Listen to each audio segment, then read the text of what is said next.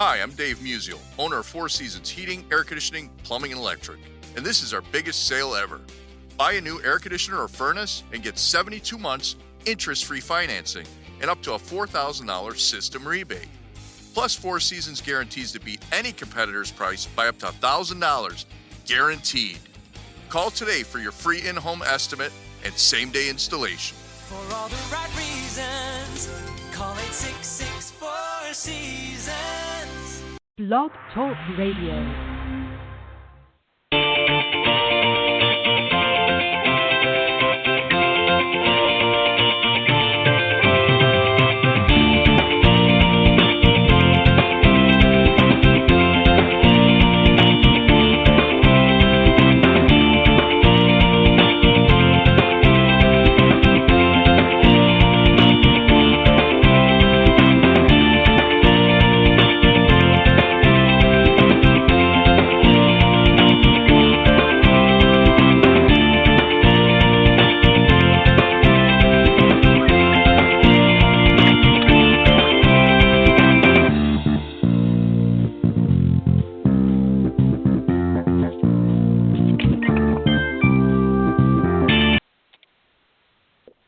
All right, good morning, everybody, and welcome to the Women of Golf Show. I'm Ted Odorico, and normally right alongside me each and every week is, of course, none other than Legends Tour player and LPGA professional Cindy Miller. But Cindy has been off last week, and she's off again this week on another great adventure, and we'll talk a little bit about that when she comes back next week. But nevertheless, I'm here, of course, holding down the fort. I'm glad you could join us live this morning. It's April 24th, and we're getting ready to close out another month. It's hard to believe we're going to be coming into May next week, and I just don't know where this 2018 season's going, but it's certainly seems to be zipping by fast. But we're glad you joined us this morning live on air. Just to remind everybody, of course, we are live every Tuesday mornings from 9 to 10 a.m. Eastern Standard Time, and best way to find us is go to blogtalkradio.com/Women of Golf, or just type in Women of Golf up in the search key, and that will take you there to the main page. For some reason, if you can't join us live, just scroll down that page and check out the on-demand section. Of course, that's where all of the shows are in their entirety. You'll find the recorded versions there. So for some reason, if you can't join us live on Tuesday mornings, not to worry. Just go to that page, scroll down to the on-demand section, and find the show that you missed. Or maybe you want to hear a show that you've listened to before, just to sort of follow up and refresh your memory on some of the great guests that we've had over the last several years. But anyways, you can go there. Also, you can find us on some other social media platforms. If you go to iTunes.com, Stitcher.com, and TuneIn.com, and again, just type in Women of Golf, and you can listen on any of those great social media platforms. You can also call into the show anytime you want. We'd love to hear you during the live broadcast. The number to call is area code 347-945-5855. And you can also reach out to Cindy or I. Our respective emails are cindy@cindymillergolf.com, and mine, of course, is ted.golftalklive@gmail.com. Speaking of Golf Talk Live, got a great show coming up this Thursday from 6 to 8 p.m. Central, or 7 to 9 for those of you on the East Coast. Always going to start things off with a great Coach's Corner and another interesting guest on the second half. So make sure you tune in this Thursday on blogtalkradio.com/Golf Talk Live. Great show coming up this week, so make sure you tune in. Got a very interesting show this morning.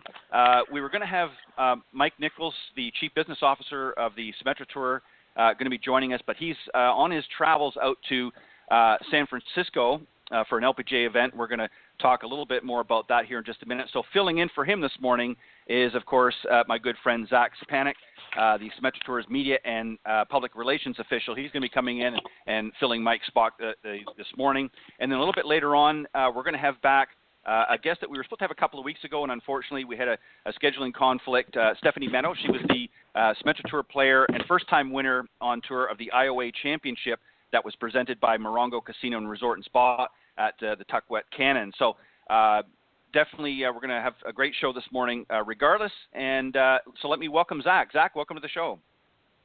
Hey, Ted, thanks again for having us. And we got a lot of fun stuff in the golf world to talk about. Yeah, for sure. So let's just mention very quickly, you said that Mike is on travel. So where's he headed and what's happening? Yep, so Mike's heading out the San Francisco Bay Area for the LPGA Meadow Championship. That takes place April 26th to 29 at Lake Merced Golf Club. It's the inaugural event out in the Bay Area for the LPGA. So, shaking hands and kissing babies kind of thing for Mike Nichols this week, but establish those relationships, and he'll be having a good time out in California. Yeah, I'm sure once he gets there, and the travel part is always the worst part of it, but I'm sure he will enjoy it once he gets there. And it's always exciting when you've got a new event like that, an inaugural event. And the Bay Area, of course, is a beautiful area. I've been there many times. And what's nice is the weather is always pretty consistent. Get a little rain sometimes, but it's always a pretty consistent temperature out there, and great conducive for some good golf. So I'm sure it'll be a fun event. Oh, for sure. And, just kind of piggybacking off of that, three events on the Symetra Tour this year are new, and we're kind of hitting that stretch here coming up next week with one of them, the IOA Invitational, to kind of kick off the real long stretch of the season, and as we've had a couple events to warm up, if you will. So a couple events under the belt, but yeah, next week we kind of get our own taste of some inaugural events on the Symetra Tour. Yeah, and what's interesting in the IOA, as you and I were talking about with Cindy a few weeks back when you came on the show, is actually going to be sponsoring 3 events this season. So one's already been under the belt, the IOA Championship, which, of course, Stephanie, my guest in the second half of the show, is going to be talking a little bit about. But then you've got the one next week, and then you've got another one. When's the other one scheduled? The IOA, you're saying? The IOA, yes. Yep. So they're sponsoring 3, like you said. IOA Championship, as you said, next week, the IOA Invitational, and the IOA Golf Classic in Longwood, Florida, from September 28th through 30th at Aliquid Country Club is the third and final of the IOA sponsored events on the Symetra Tour this year. So they've been a great partner for us, and expanding their relationship this year only helped increase kind of their longevity with the tour. For sure.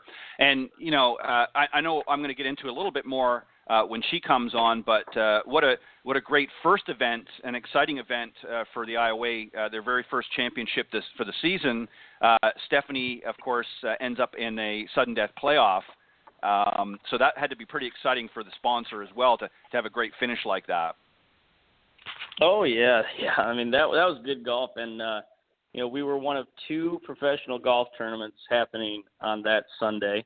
Just so happened to be competing against the Masters, which is a little tough to do. But Stephanie Meadow performed admirably in that final round. Stayed tough, true to herself, and true to her game, and ended up battling into a playoff with Carly Silvers, and she performed not necessarily miraculously because she has the talent, but she had drained a 40-footer on the first playoff hole, and I'll let you know when she comes on later. The excitement that in her voice is I think it'll show through the phone. So yes, it was a pretty touching moment for her and all that she's gone through in her battle to get back to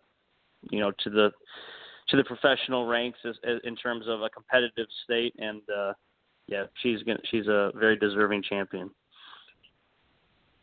Yeah, and I think anybody could be very excited sinking a 40-foot putt. That's not an easy task. So it takes some talent and a little bit of luck, but definitely takes some talent, and that just adds to the victory even that much more. But so with the Symetra Tour for a little while now, you've kind of gotten a flavor and a taste of things.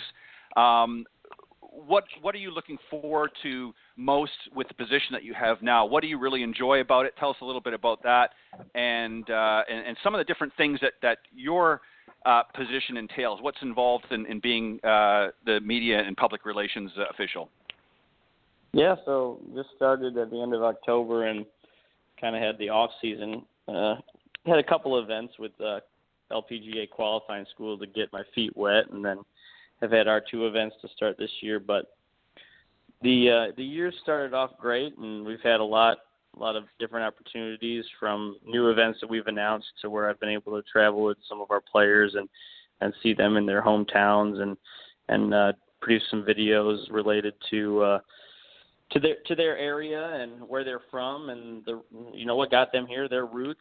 So a lot of what I do is social media tied, from organizing all our social media efforts on the Symetra Tour to working with media outlets at each of our stops, 21 stops in 16 states on the tour in 2018, working with the media there to get the players' names out there and showcase what will be the future stars of the LPGA Tour, as 10 of our players will graduate at the end of the year, as they do every year, and be on the LPGA next year, competing on the big stage. So, it's a great.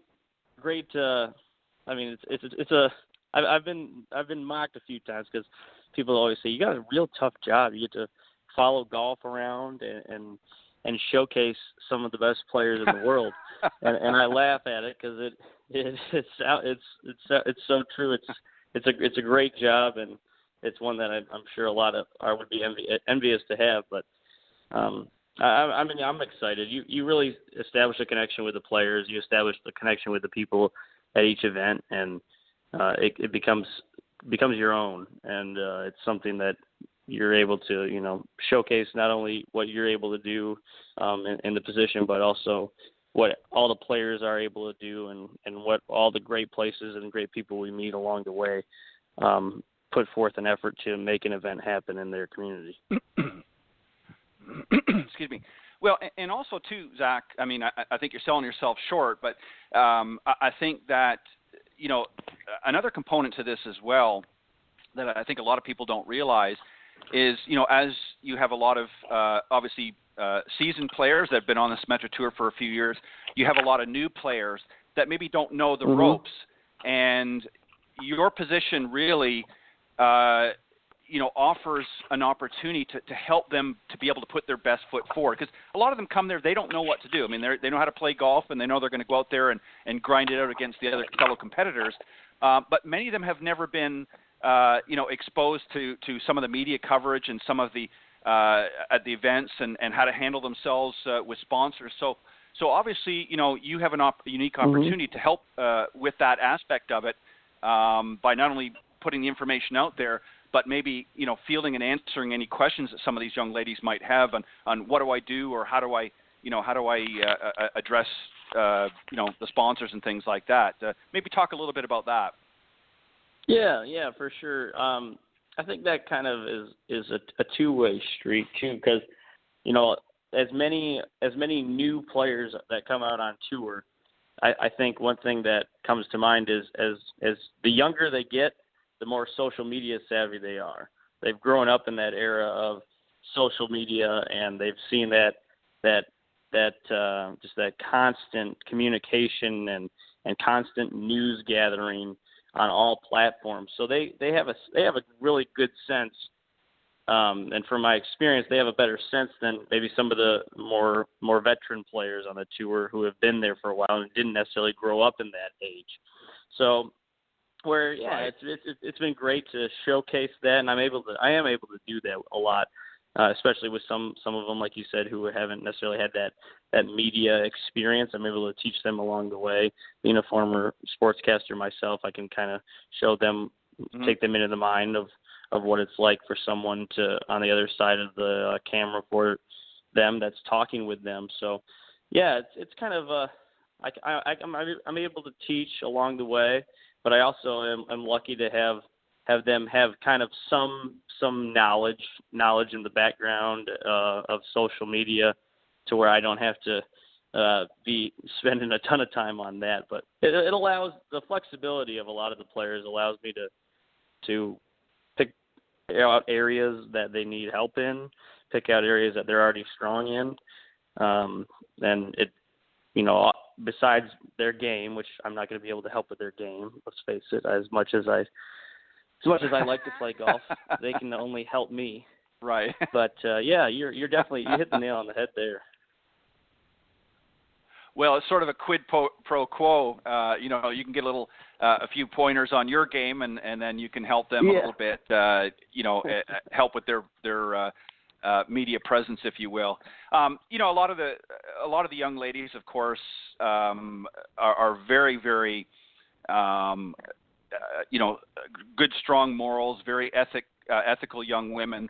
They know that they're out there and they've got to put their best foot forward, as I said, not only on the golf course, but off the golf course. So I'm sure it makes that part of it a little bit easy.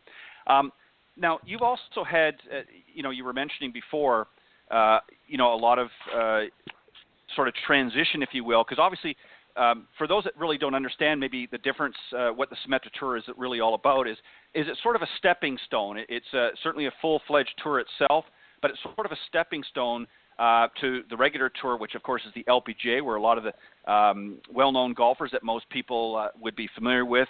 So there's a transition period, and this is where they get to really, on the Symetra, engage in some very competitive tournament golf as they make their way and advance in their career. And you've had some great champions, of course, over the years, but you've got some, I think you said this year, that are sort of making that transition. Can you talk a little bit about that?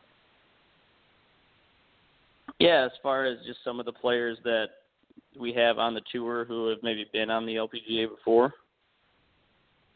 Yeah.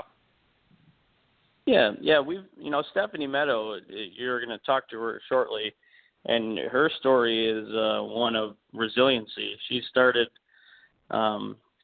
she played at the University of Alabama, had a storied career as a member of the Crimson Tide women's golf team, and ended up coming right out of college, finished third at the 2014 U.S. Women's Open, spent some time on the LPGA between 2015 and 2016, and then I'll let her finish her story from 2017 as to what happened, but went through some injuries, and fought her way back to where she is today on the Symetra Tour, hoping to regain that card. So somebody who is definitely who's been on the big stage, been under the bright lights, and knows what it takes to get back there. Mm-hmm. Another one right now, right in our top 5 actually on our race for the card standings, Daniela Iacobelli. She is actually playing this week in the Meadow Championship, one of several LPG or Symetra Tour players who are actually in the field for that. So with our off weeks, it's allowed some of our players to step into the LPGA role. Iacobelli actually a 2-time Symetra Tour graduate, so she's left her mark on the LPGA before plenty of times. Annie Park also has seen time on the Symetra Tour. She's going to be spending a lot of time on the Symetra Tour this year. She just Monday qualified for the Meadow Championship, so she'll be out competing on the big stage this week. So, yeah, plenty of big names, and maybe none bigger than who you'll have on in the second half of this show. Perfect. Yeah, and it's exciting for women's golf in general. Just been an exciting time over the last several years as not only the LPGA but also the Symetra Tour continues to grow. And with that growth, we see a lot of growth in the game in general from young girls. Are you starting to see a lot more interest towards the Symetra Tour just because of that sort of uptick, if you will, in interest by young women in golf in general? Are you starting to see a lot more people gaining interest in coming out and playing competitively? Oh, for sure. I think that's a definite yes. I'll give you a couple numbers here. For instance, last week the LAT Ladies European Tour had an event in Morocco. 17 players in that field are in our field for the IOA Invitational next week, and they'll be consistently in our fields each and every week this year. And that number, if you had thrown that out within the last couple of years, probably wouldn't have necessarily been in the double digits. But because of the transition of the LPGA qualifying tournament into a more rigorous format with Q Series, that has brought a lot of European talent over to the United States.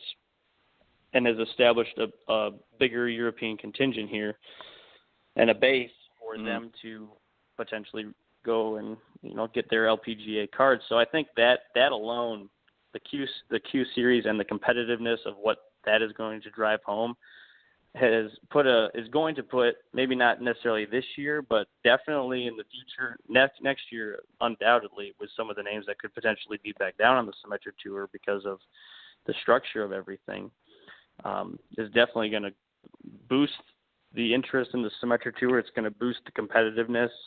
It's going to boost the people wanting to host tournaments.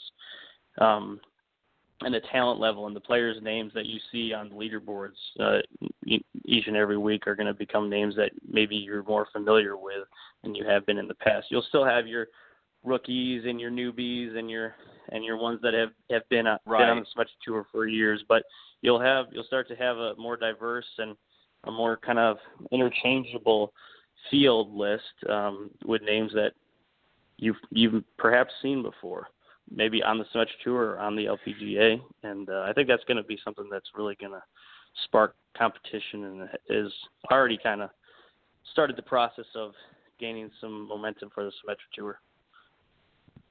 Right, and as you were alluding to, there's been quite a surge of international players. If you look at the LPGA and obviously Symetra Tour as a whole, there is a lot of international players coming over here to the United States. I think even more so than we see on the PGA Tour. Certainly, there are some international players that have been around for a number of years, and there are some newer ones. But I think on the women's tours, both the Symetra and the LPGA, I think you're seeing a much bigger surge of international players coming into that market. And I think as golf continues to grow as a global sport, we're starting to see that. Is there anyone that you can think of, and obviously you get a chance to look at some of the stats, probably more than I do, is there specific regions, whether it be in Europe or whether it be in the Asia belt, that you're seeing some of the biggest numbers coming into the tour? Yeah, I'd say just the countries that pop to mind. Sweden is the second most represented country on the Symetra Tour behind the United States, of course. So Sweden has they actually have a base out in Phoenix, a Swedish golf team base. So where they have an outstanding first-class facility where they will send players to train in the off season and live. So that alone kind of gets them acclimated to the just culture in the United States, and for those maybe who haven't necessarily attended school or have only attended school in the United States for a certain amount of time, it gets them more prepared. Sure. So definitely Sweden on the Symetra Tour, and then of course you have your solid players from Republic of Korea, and then Thailand's another one that stands out. I think Thailand's a growing nation of players that we've seen both on the Symetra Tour and the LPGA as well. It's interesting. We had back a few weeks ago on the show, we had a group of young ladies. We talked about some of the growth, and we had a young female teaching professional from Italy, which you don't hear of a lot of players on the men's or the ladies, to this point on any of the tours coming out of Italy. But what was interesting is she primarily fosters growth in junior golf, and now even Italy is starting to, which traditionally was not what you would classify as a feeder for future players. There's now a sparked and an interest, if you will, in that area. So as I said, I think as golf continues to grow on a global scale, more and more nations are starting to look, and I think it's a big help with tours like Symetra Tour and of course the LPGA getting out there and really branding and marketing themselves as an opportunity for especially for young girls to get out and not just necessarily play competitive golf, but to get into the golf industry in general. I mean, there's a lot of players that maybe aren't going to, make it out on tour, but may have a gift of teaching and can get into the industry in another way. So it really opens the doors. And it sort of leads me to this final question I've got for you, Zach, and is this. Is the Symetra Tour now, or are there opportunities maybe, especially being so young, the girls being so young, an opportunity for them to go back out into the communities, into their high schools and even to their colleges, and really promote golf as to some of these young ladies that are kind of sitting on the fence. They don't know what to do. They haven't decided what career move. Golf can open so many doors in so many ways. Is the Symetra Tour maybe thinking about, or are they currently doing some sort of a program where some of these players can go back into their communities and really, talk about some of the benefits that golf can offer? Ted, that's actually a great point. We do that on some of our stops. We don't necessarily have a program where we have the players go back to their hometown or necessarily a home school or anything like that. But that's something it's a great idea.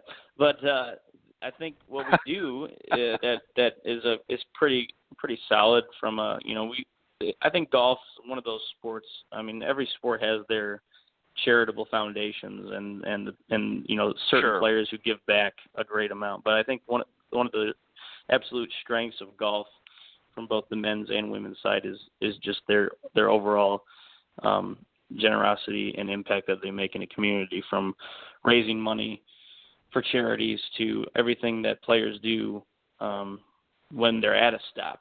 I mean, you look at our stops. We get in on a Monday. We're there till Sunday, and for a Symetra Tour, most of our rounds are 3 rounds. So we have Monday, Tuesday, Wednesday, and Thursday typically, where we're able to.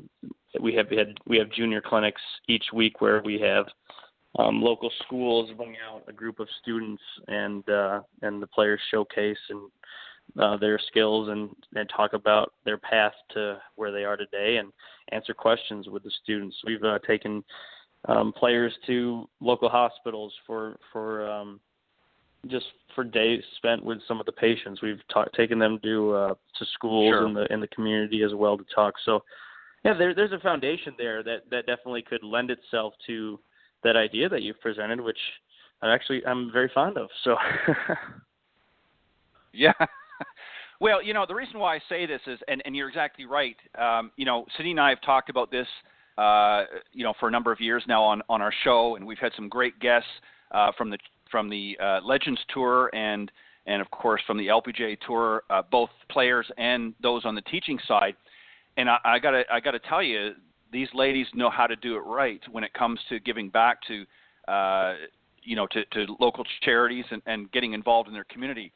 And golf is one of the very few sports that is heavily integrated into the school system as many others. For instance, most schools have baseball teams, football teams, that sort of thing, or even after-school programs. Golf is still one of those sports, even though there are collegiate teams and certainly some high school teams and things like that, it's not as well integrated into the school system. So, there's a lot of these young girls that don't maybe fully understand. They certainly see the players on TV, but they don't understand that there are so many great opportunities within the golf industry besides just playing out on tour. And I think it would be a great opportunity for some of these young girls to be able to identify with some of the young girls on the Symetra Tour. Cindy obviously does a lot of great work like that, and many of the others, but again, there's a little bit of a disconnect, and I mean this, Cindy, if you're listening, no disrespect, but there's an age gap. So, for some of these young girls that are in high school, particular, or even younger, even middle school, that can see some of these young Symetra Tour players like Stephanie and others, I think would really give them pause to think as they start to develop, in their collegiate and into their, careers beyond. So it's just food for thought. I know they do a lot of great work now, and just might be something to consider for down the road. Oh yeah, I think I wholeheartedly agree with that. I think that's a great idea. Well, we always talk about in the industry, we always talk about ways of giving back and growing this game. And there's only so much you can do. I mean, obviously not everybody has the skill set of a Stephanie Meadows or many of the others that are out there on the Symetra or on the LPGA tours. And I think it's just, there's so many opportunities in business that particularly, it's been a little bit biased over the years. I mean, obviously, it's been a male-dominated sport, as we've known for many, many years, and more women are getting into golf now, especially business women. And I think this is something that, again, a lot of the young girls maybe taking some cues from somebody like Stephanie or some of the others on the Symetra Tour could say, hey, maybe that's for me too. I may not be a tour player, but maybe golf has something to offer for me. So it's food for thought. Yeah, I agree with you. I think, and with as many, the LPGA prides itself, one of its marketing campaigns this year is a global tour like no other. And I think just that alone allows players from all different nations. I mean, you have an Anna Nordqvist from Sweden, Shen Feng from China, the Jutanagarn sisters from Thailand, Moria, who just won the other day, Brooke Henderson from Canada. I mean, you name it, the list goes on and on of countries represented and players showcased. And, they have ample opportunity to give back. And a simple autograph picture at an event goes a long way in making a girl's day, making a girl's maybe choice 5-10 years down the line when they decide what they want to do post high school sports wise. Well, and you're exactly right. And we've had guests on this show who have been in situations where they've actually started a golf team at their school or in their community that was not present before, just based on their exposure. So, I mean, anything's possible. And I think, in this day and age, we want to really let people know that golf is not just something that we see on TV week in, week out, or that we play in competitive sports, but again, it opens so many business opportunities as well. And I think that, as more and more women get into the executive side of business, I think it presents itself with again, many opportunities. And speaking of winners, we've got a winner with us this morning, Stephanie Meadows. Of course, she's a winner on the Symetra Tour. She won the IOA Championship that was presented a few weeks ago by Morongo Casino Resort and Spa at Tukwut Cannon. And it was a first-time winner on the Symetra Tour and earning her that title. In fact, it was Sunday, April the 8th, the same Sunday as Masters weekend, as you mentioned earlier, Zach. And she entered the final round 7 shots back, but stayed the course and won the first hole of a sudden death playoff against Carly Silvers. She's from Jordanstown, Northern Ireland, and she's the first woman from Northern Ireland to not only win on the Symetra Tour, but play on the LPGA Tour. She qualified for the big stage through the 2014 LPGA qualifying tournament, which earned her conditional status for 2015, and she played on that throughout not only 2015, but 2016 and 17 as well. She had an illustrious collegiate career, as you mentioned too, Zach, at the University of Alabama, where she was a 4-time All-American. And after her time in Tuscaloosa, she played, as we mentioned, on the LPGA Tour, and she was playing in the 2014 U.S. Open, where she finished a solo third. So, Zach, let's welcome our special guest, the second half of the show, Stephanie Meadows. Hi, guys. Good morning, Stephanie. How are you? We're doing very well. Welcome to the show. Thank you. So, Stephanie, let's talk about first and foremost. You had a very exciting win a few weeks ago at the IOA Championship. Tell us a little bit about that, and specifically about being in a playoff against Carly Silver. Yeah, it was an amazing win. It was so great to have or to be in contention again. It had been a while. I was injured and had some trouble, so I hadn't been in contention in a long time. So just to be in that spot, I was really excited. And then to come off 18 thinking I was tied, and then find out that Carly had made birdie on 17 and think, well, and then she made bogey on 18, so I was in a playoff. So, I mean, it was just great to be back out there, and, had a little bit of nerves in the playoff, but overall, I was just excited and that my hard work was paying off, and whatever happened, happened. Right. Well said. Now, the interesting part is, and I don't think a lot of people can appreciate this if they've never played competitive golf, but at one point, of course, you were 7 shots back. What went through your mind at that point? What did you say to yourself mentally? Because you knew you had the physical game at that point. But what do you say to yourself mentally? Okay, what do I got to do here, Stephanie, to get myself back into contention? Yeah, I really thought I was going to have to go pretty low, maybe a 6 or 7 under round. And, I was 2 under through 6 and going along nicely, and then plugged a shot in the bunker on 7, right in the face, or on 6, sorry, 2 under through 5, and then on 6 I did that. So, that kind of took the wind out of me a little bit, and there wasn't a leaderboard around. I didn't realize until 9 that I really actually had still moved up, and I was within a couple of shots with the lead. So, that kind of rejuvenated me mentally going into the back 9. I knew the back 9 plays a little harder, so if I could just put a solid score together, I would have a chance. Right. And, obviously you know your game very well and you know what you're capable of. But it's still got to be a little bit daunting at times when you know you're that far back and you're playing against some other stealthy competitors that, I've got to really step up my game. I got to stay focused, of course, but I've got to really step up my game if I want to give myself a chance, correct? Yeah, definitely. It's a fine line between being too obsessed with what other people are doing and then focusing on yourself. So I think you have to try to balance that and learn what works best for you. Because sometimes, some players don't watch leaderboards. Some do. Some look all the time. Some only look a couple times. So it's all just finding out what the right mental mindset is for you and what works. And I like to watch leaderboards. I like knowing what I have to do. I think I play better that way. I find if I don't watch the leaderboard, it's almost like I wonder what's going on, and that's almost more distracting. So I like to know what's going on. Now, Stephanie, do you, obviously in the heat of a tournament, you've got to stay focused, but are you one of those players that in between shots and in between holes, do you stay completely focused on your round, or do you take time to, as they say, sort of smell the flowers in between? Do you take a time to sort of decompress and give yourself a few moments break, when you're getting ready to walk up to your next shot? What do you do? Yeah, I definitely like to smell the flowers. I think if you think about golf all the time, it's very mentally draining.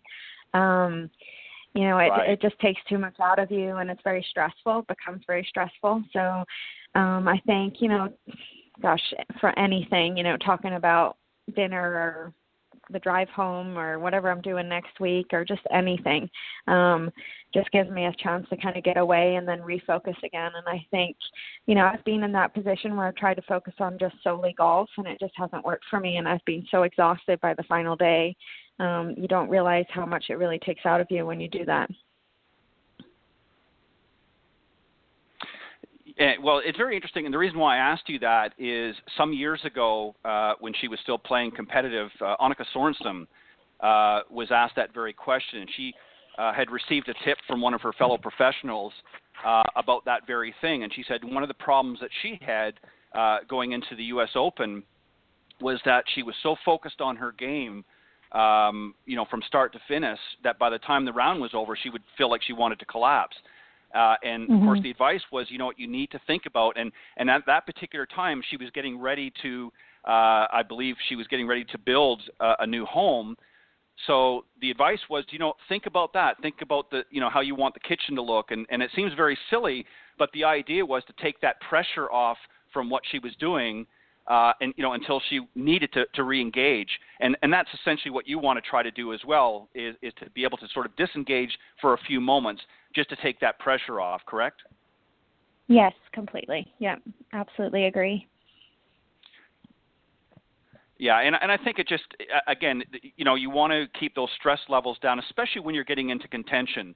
because you know you've got to have your A game there, and at any moment another player can either come up from a few shots behind or extend their lead. So you want to make sure that obviously you're on your game when it's needed, but at the same time you've got to give yourself a little bit of a break and take a deep breath. One of the kind of, I guess, exciting things for you during that round was, of course, in the sudden death playoff on hole number 18, you drained a 40-foot putt. When did you know that, hey, this is going in, and you had to be inside just screaming at yourselves thinking, wow, I can't believe I just sunk that 40-foot putt? What was going through your mind? Yeah, absolutely. I mean, when I was over it, I was just thinking, I just want to hit this somewhere up there within tap in and put some pressure on. And I remember hitting it, and it was kind of a double breaker, and I'm looking at it like, oh, that has a chance. That looks pretty good. And then I think I didn't believe it went in until it actually went in. And yeah, I mean, just such a satisfying moment to see that ball drop like that.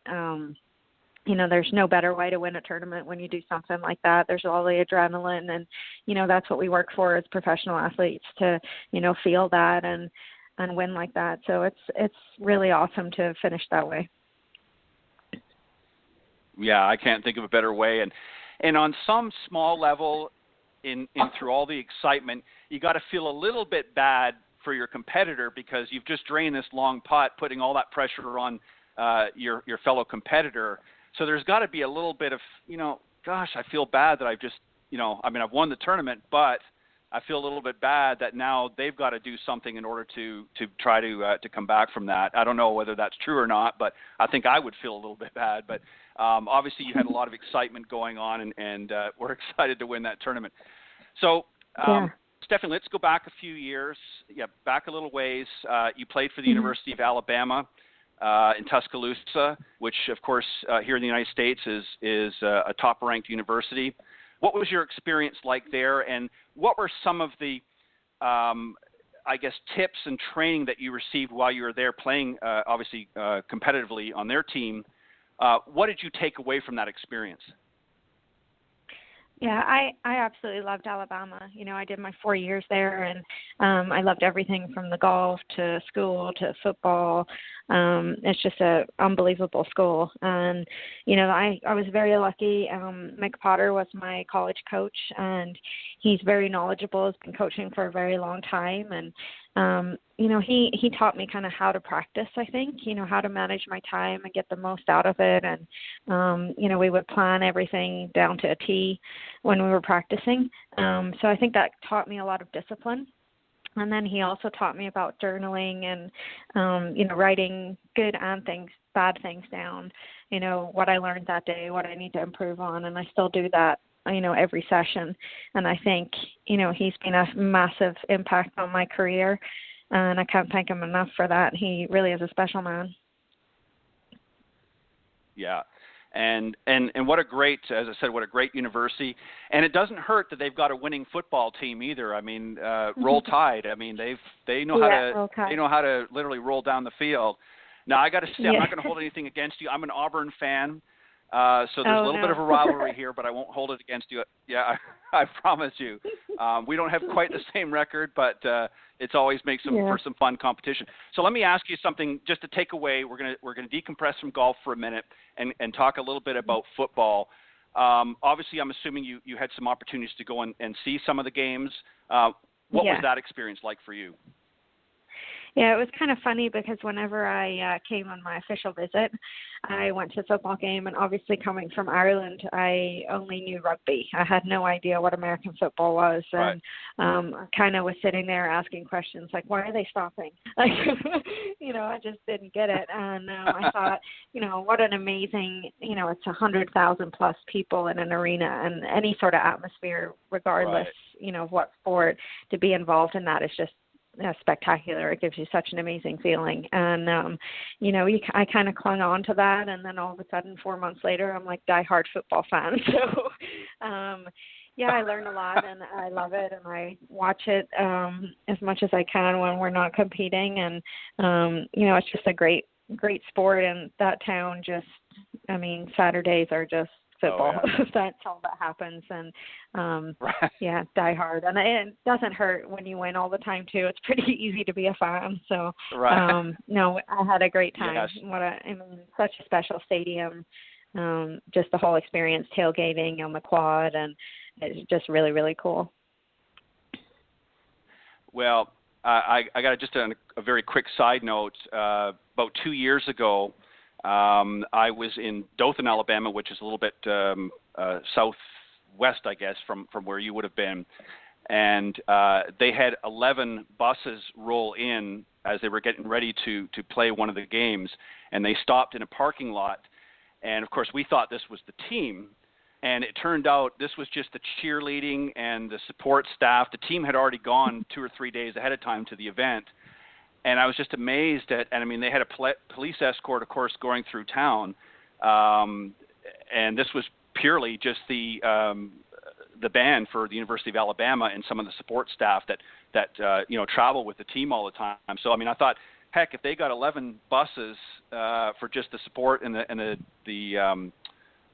cheerleading and the band, I can just imagine what the players must get when they travel. So very impressive and great university, and obviously you had a great time there and have some fantastic memories. So let me ask you, Stephanie, obviously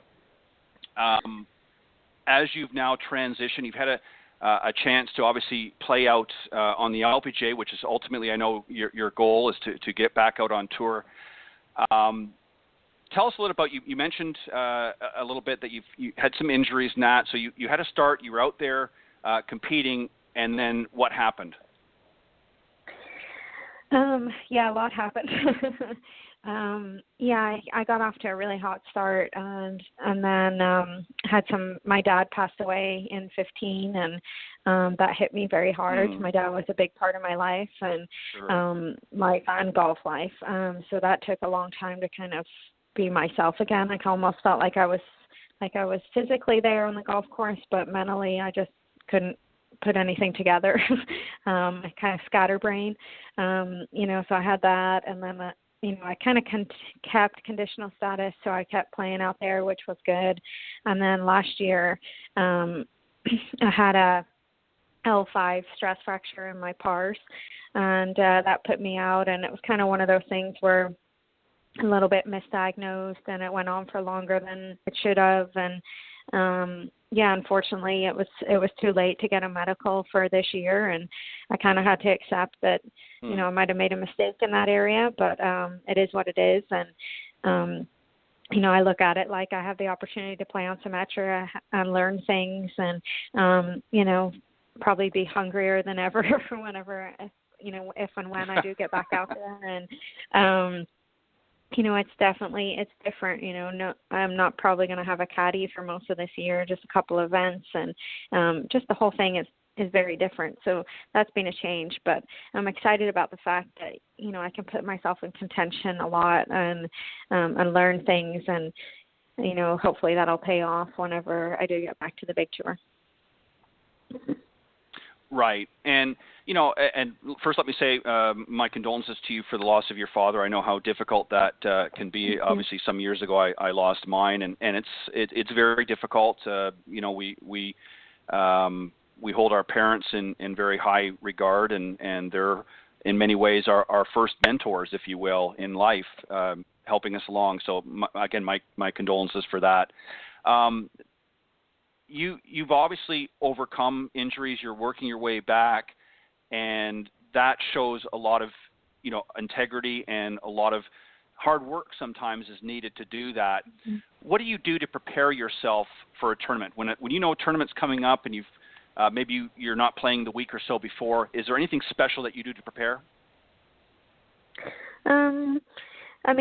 I guess my philosophy is practice really hard when you're at home, and then save as much energy as you can at tournaments. I know I've heard Annika talk about that a lot, and Annika's caddy, actually, I've talked to him about that as well. So, I just like to put in the work and play on the golf course at home as well, and try and get as many competitive rounds as I can. Whether it's playing some friends or some other pros, or playing just a regular club member for some, giving them some shots and just competing, because I think that's so important. And when you do go through injuries and you do play badly, you kind of lose your competitiveness a little bit, because you're almost scared of failing because everything's kind of going in the wrong direction. So you kind of have to stand up and just kind of go for it and believe in yourself again, and learn that, you can win, and competing is a good thing. I think a lot of girls go through that probably too. So I've done that, and I had the opportunity to play in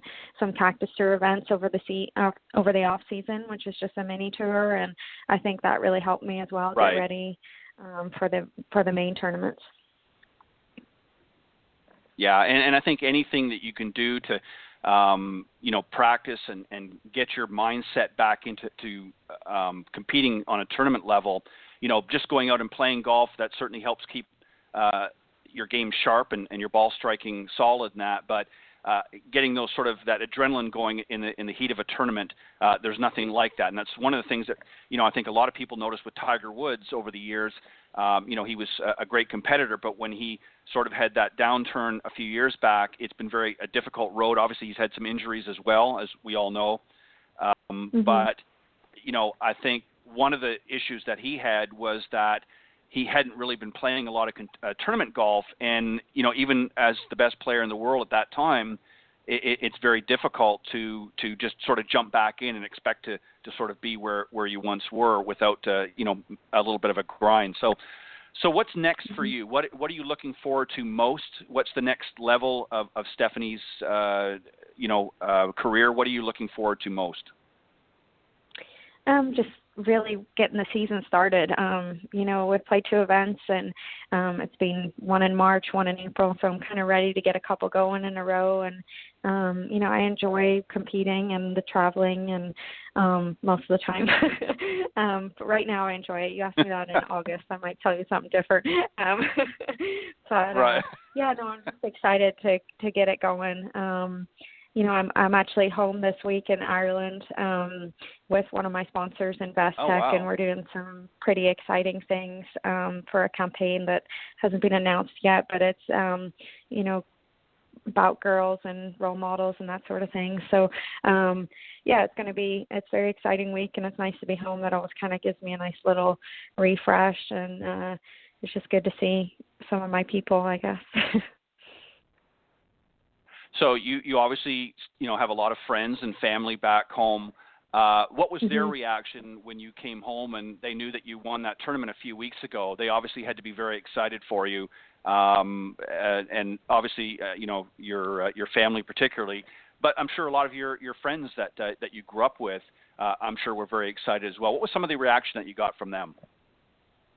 Yeah, I got so many text messages and so many people that actually stayed up late and watched it, because obviously it's 8 hours in front of Western Coast. So, I had a lot of people stay up and they text me right after. So it's pretty cool when people, stay up in the middle of the night and they're cheering for you and supporting you.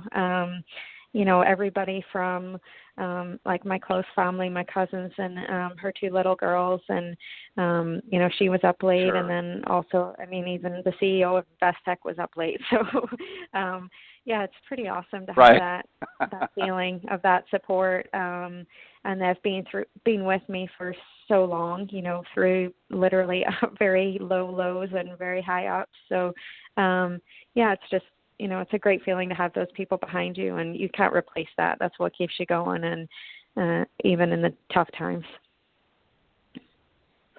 Well, and the other thing, Stephanie, is that it helps that you won the tournament, so that even makes it that much sweeter. You don't feel as bad that they all stayed up late to sort of, catch the tournament. You were able to say, well, look, guys, I won the tournament, so it was worth losing that little extra sleep. You touched on an interesting point, and I asked Zach this a little bit earlier, and you've now got this opportunity. Obviously, Northern Ireland is still growing as far as golf is concerned. This is going to give you an opportunity to really give back to your community, especially to young girls. what's the message that you want them to understand about golf? It's obviously not all about competition. There's other aspects of golf, as I know you're aware of. But what's the message that you want to relay to them, to young girls particularly, that may look up to you now and say, wow, maybe this is something I can do?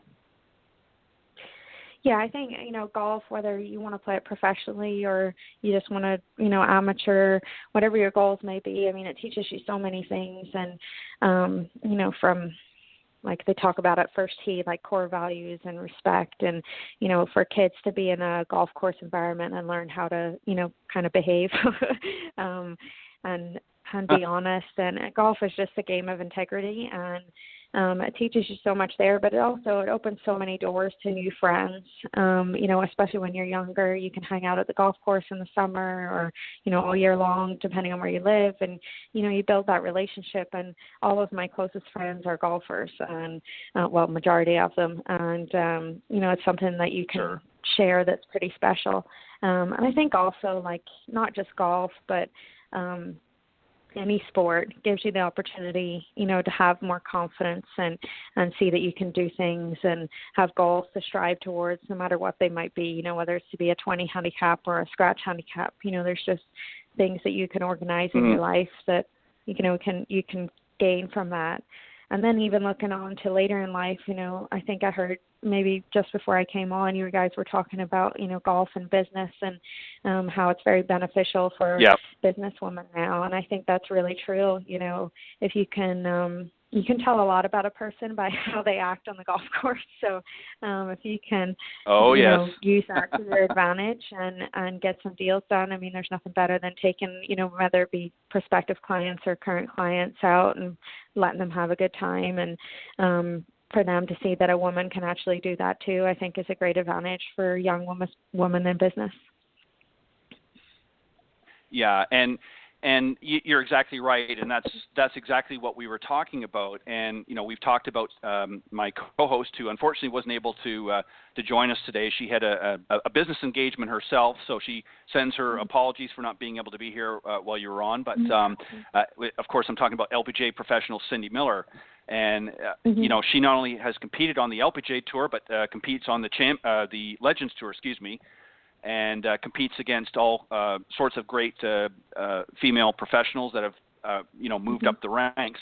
But she also teaches a lot of corporate golf and teaches, women how to really open doors with golf. That has not been, something that has been in the forefront for a long time, but is now gaining a lot of momentum. Is that something that is appealing to you after, many years down and you've had a successful playing career, that you might want to transition to something like that and maybe, mentor women in golf, or do you have other aspirations down the road? What's your long-term goals? Yeah, that's an interesting question. I don't know. Yeah, I could see myself doing both. I majored in accounting, so I've done that, and I don't know what I would do.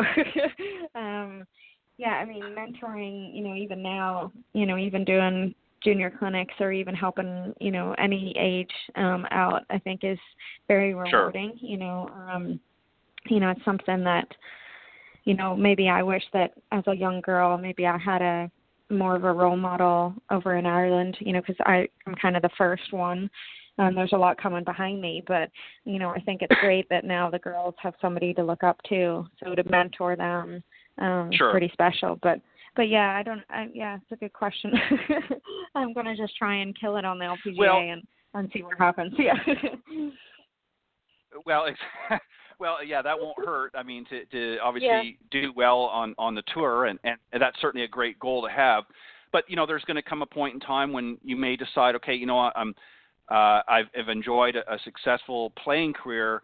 Do you want to maybe then switch, as many have done, and get into more of the teaching side and find ways that way to sort of give back and help, tune up the next generation, if you will? Yeah, for sure. That's definitely an option, and it's a very rewarding, and I admire those ladies who do that, because it's a tough change, but to give back to the game like that is something very special. And I guess all of us kind of owe it to the game of golf, because it has brought us so much that it's only right that we kind of pass it down. Yeah, and Cindy and I have talked many times on this show about some of the wonderful things that many of the great legends of the LPGA, Nancy Lopez and many of the others have done. And, I mean, nobody does it better in giving back to the charities than the women of the LPGA, in my opinion. I mean, they far surpass the boys, if you will, on the PGA Tour. Not that they don't do a fantastic job, but I think that the women just naturally have a way of just getting out there and really not only grinding it each week out on the playing field, out in the courses, but when they come back in and it's time to network with the sponsors and many of the foundations that they're working through, they just do a fantastic job in raising, literally millions of dollars every year. So I think that would in itself would be very rewarding down the road as well to be able to do that. Not that you can't do some of that now along the way, but I think once the career kind of gets to a point where, okay, I've had enough competitive golf, I want to do something more. That may be something to consider as well. Definitely. So where are you off to next? What's the next tournament that you're off to? So I'm playing in Atlanta next week. So I'm flying back to the States on Saturday morning, and then I'm got the Atlanta tournament, and then I have the Monday, not the Monday qualifier, but the U.S. Open qualifier on the following Monday. So that's my next week or so. Perfect.